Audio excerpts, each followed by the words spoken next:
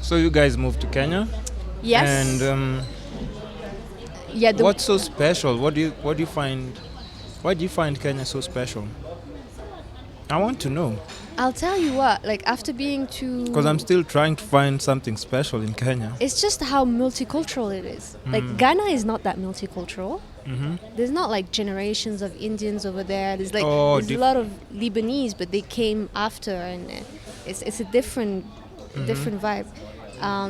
Kenya has so many like families that were settled here 5 generations ago from other countries. Yeah, from Somali. Yeah, India, Pakistan. And then you have the British, you have the Deutsch. Yeah. Even Ethiopians, man. Like we have like so much going on. I think, and even that's why I think you've identified like in Lamu, there is also like a nice, rich, like Moroccan kind of heritage. The Arab heritage, So it makes this place open-minded. It's a beautiful mix of culture, and you always learn something different from everyone. True. And even like the Kenyan tribes, they're all so different from each all other. Different, you know? It's a big country. There's a lot to see. Life is a bit expensive here, but you get used to it. I keep telling people that, like, if you're used to staying in Nairobi, you might be able to survive in so many other places, though. It's true. It's true. And so before the 2 years, you had never been to Kenya, right? No, it was the first time. Yeah. So, if I was to ask you like the top 5 things that you love about Kenya. Wow.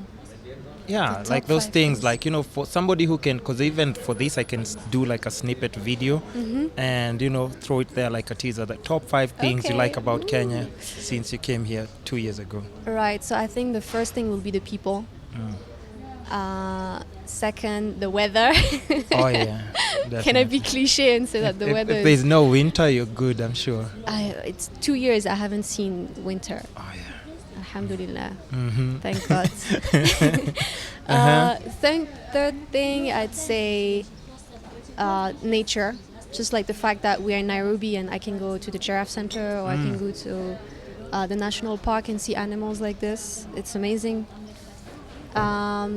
Fourth thing, I'm not going to say the food because I'm not a big fan of Kenyan food.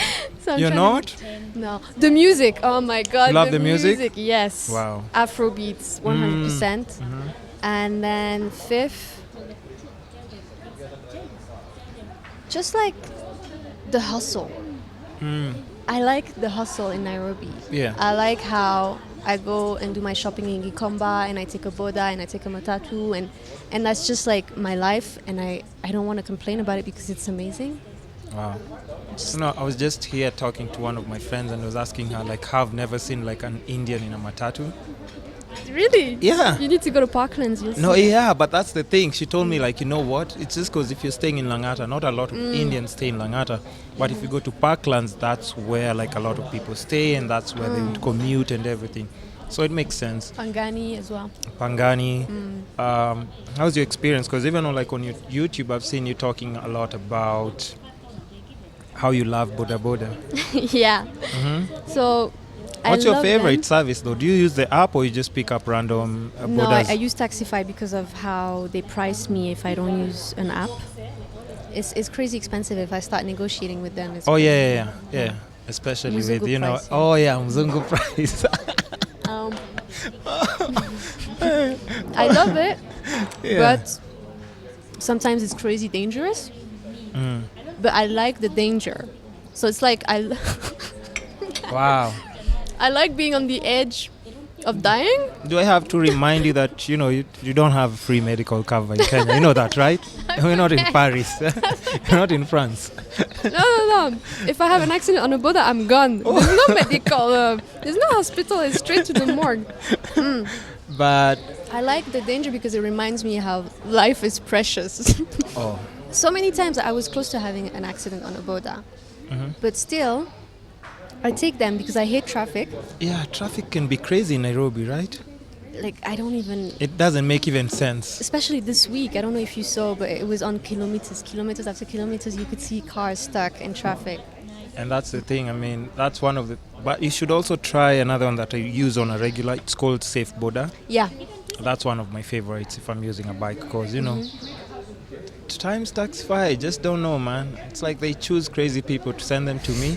But Safe Boda, I'm always like, they come well behaved. They give me like a hairnet, give me the helmet, and then like, are you ready? We go. Yeah, it's I think it's more comforting for me and to the use Safe helmets Boda. are new as well. They're so new, yeah. It's not like the old rusty ones. At times, man, It's true. No, I do use it. I'm not shitting on Taxify, but I'm sure they can do better. It's true. How about like the way you're talking about the school? We mentioned about school systems and everything, and you have your daughter in the country right now. Which school are you concerned about? Like what should be taught like with our school systems? No, like she's 3.5. Yeah. So for me, putting her in a school that costs like $900 per month is ridiculous. Like. Maybe she'll need that money if she goes to Harvard, but she doesn't need it now in kindergarten. So she's in a Muslim school. I think it's a good thing. It wasn't not like a mandatory thing. It just happened to be the best, the cheapest and the best option. Convenient, to be easy for her to adapt and understand also. Yeah, and that's something that we don't really have in France. In France, like, they make sure that religion is completely separated from everything, so you don't have a lot of Muslim schools as per se. So I think it's a great experience for her to have now.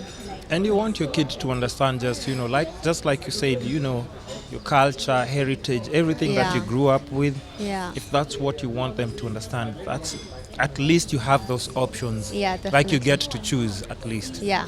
No, that's the good thing in Kenya is that the schools are expensive, but they're good. They're good. And that's one of the first thing that people told me here. So you're not paying for nothing. So I'm happy. Like I don't overthink. At her age, it's too early. Yeah, it's no pressure. If I could, I would homeschool her, but I have no patience for that at all. Like and the time, and the time it takes. Yeah. Yo, it's crazy. Yeah, you would have to quit your job and just do that. I think. Yeah, I have a lot of respect for mothers who homeschool.